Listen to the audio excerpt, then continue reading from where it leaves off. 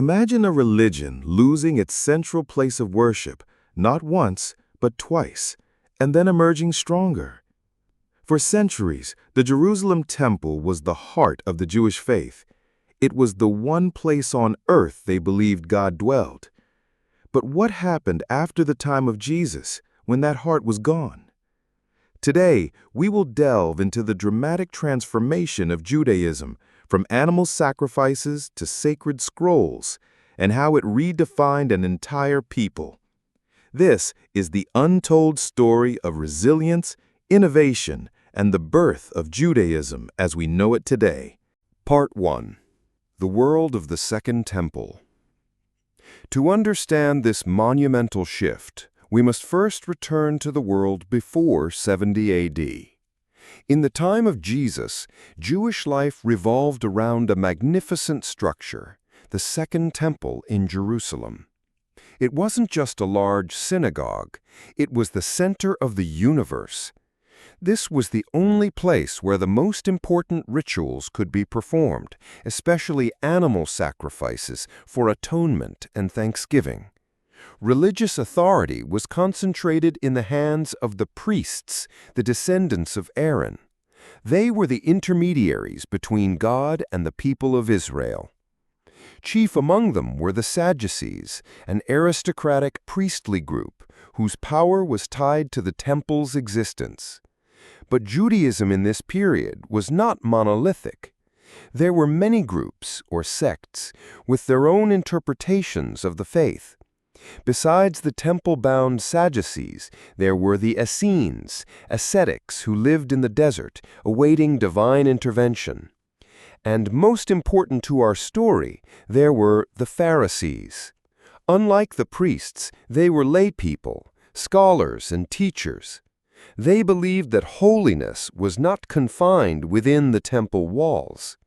They emphasized adherence to God's law in every aspect of daily life, and believed in a crucial concept, the oral Torah, the teachings and interpretations passed down orally through generations to clarify the written law of the Scriptures.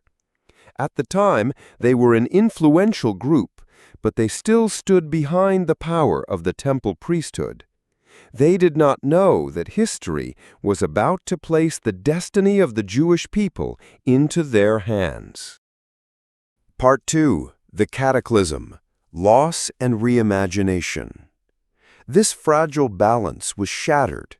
Tensions between the Jews and the ruling Roman Empire had simmered for decades, finally exploding into all-out war in the year 66 A.D. The Great Jewish Revolt was a desperate struggle for independence. But they faced the full might of Rome. In 70 A.D., after a brutal siege, the Roman legions under General Titus breached Jerusalem's walls. They plundered and razed the city. And they did the unthinkable. They burned and destroyed the Holy Temple. This was more than a military defeat. It was an existential crisis. The heart of Judaism had been torn out. Thousands were dead, thousands more sold into slavery. But the deeper question that echoed in the minds of the survivors was, how can we be Jewish without the temple? How do we atone for sin without a place for sacrifice? Had God abandoned us? Part 3. The Rise of the Sages and Rabbinic Judaism. From the ashes of destruction, a daring act planted the seeds for the future. A foundational legend tells of Rabbi Yochanan ben Zakkai, a leader of the Pharisees. Knowing Jerusalem was about to fall, he had his students smuggle him out of the city in a coffin, feigning death. He made his way to the Roman camp and was granted permission to establish a small academy in the town of Yavne. It seemed like a modest request, but in reality, it was one of the most pivotal events in Jewish history. Yavne was not a military or political center. It was a center of learning. This was the moment the torch was passed. Leadership no longer belonged to the hereditary priesthood of the temple, but shifted to the scholars, the sages, known as the rabbis. Authority was no longer based on lineage, but on wisdom, scholarship, and the ability to interpret God's law. This was the birth of Rabbinic Judaism. The rabbis reinforced and elevated two pre-existing institutions, the synagogue and the Beit Midrash, or house of study. The synagogue became the new community center where prayer replaced the rites of sacrifice. The house of study became the engine room where rabbis and their students debated, interpreted, and shaped the future of Jewish law. The foundation for their work was the Pharisaic concept of the oral Torah.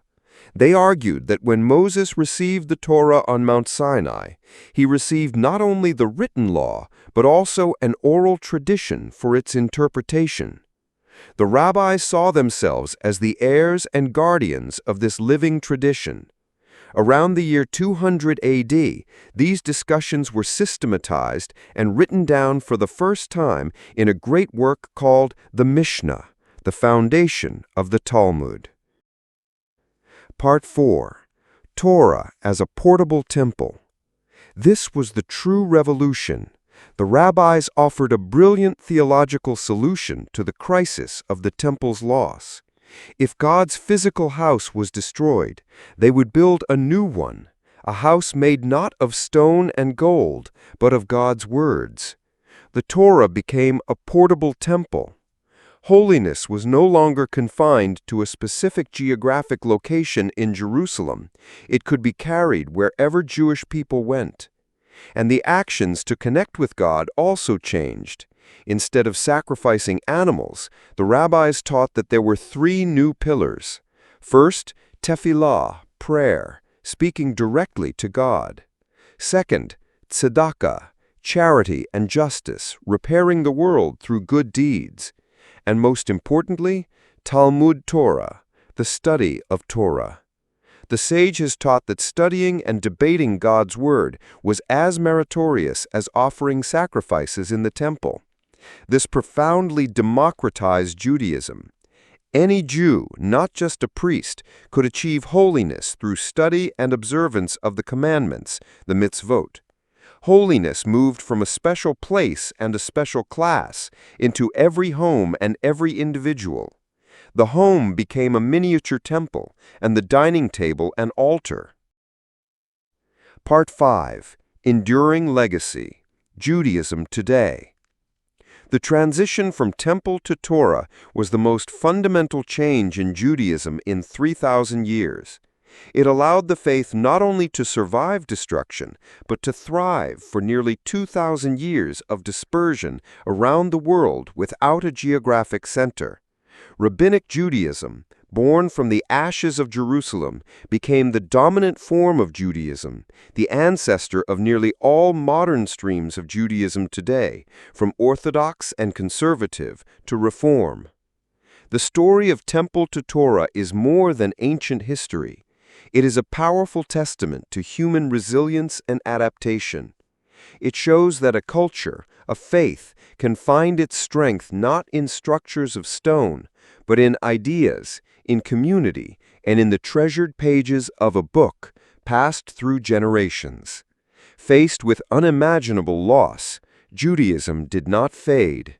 It reinvented itself, finding a new heart, one that was portable and eternal, the Torah itself.